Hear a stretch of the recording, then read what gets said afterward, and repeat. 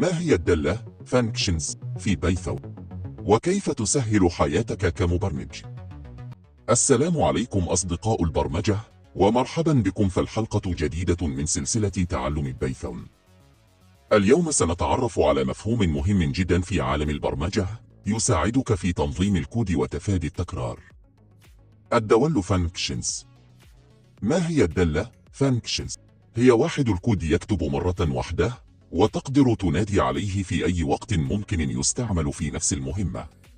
مثال بسيط: def_hello print welcome to the world of Python.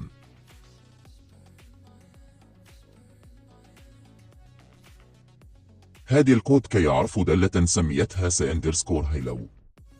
باش نشغلوها. _hello دالة عندها parameters def create name print السلام عليكم name.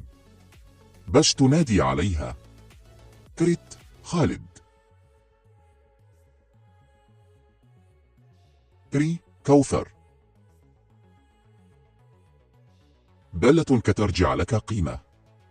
مثال: def add x y return x زائد y result يساوي add 4 10. print result.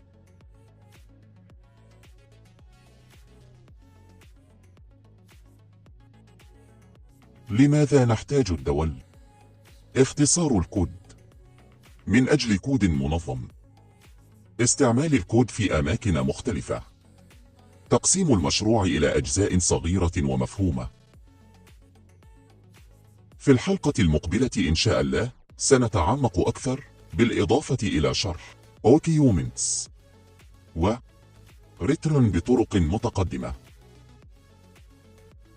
تمرين بسيط. التمرين على الشكل التالي. المطلوب: 1. أنشئ دالة بالاسم الذي يناسبك، مثلا welcome_user. تأخذ اسم المستخدم كباريمتر وتطبع رسالة ترحيب. 2. أنشئ دالة multiply_numbers. تأخذ عددين معا return حاصل ضربهم. الحل في الحلقة المقبلة. سلام.